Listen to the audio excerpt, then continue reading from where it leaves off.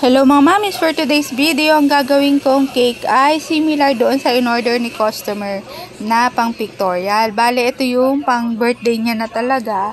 So, kahit na talaga na same ako or ako pa din yung may gawa, hindi talaga natin siya magagaya ng 100%.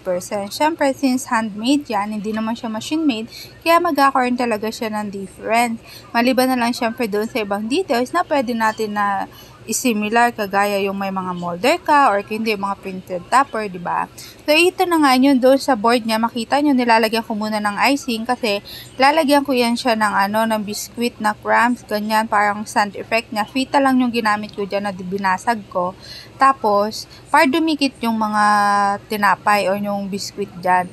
Kung mapansin nyo, yung printed topper nga pala, hindi ko siya diretsong idinidikit sa cake. Nilalagyan ko siya ng tusok sa likod para kahit papano nakaangat siya, kumbaga may shadow effect siya kapag nakikita nyo or nakaangat, basta ganun. Ayan, yun doon sa seaweeds nga pala na yan, may nabili na akong molder kaya kahit papano medyo maayos na yung ginawa ko for this one. Yung unang sample kasi na ginawa ko na cake or yung unang cake na pinagawa ni customer that time, wala pa kasi akong molder na nabibili. So, mano-mano ko lang yun siyang kinat-out talaga. Tapos, ito na ngayon kanyang pinaka-final outcome. So, mapapansin ninyo, based dito sa original or sa unang ginawa ko, may pinagkakaiba talaga siya. O, yan diba yung details. Medyo malayo-layo siya.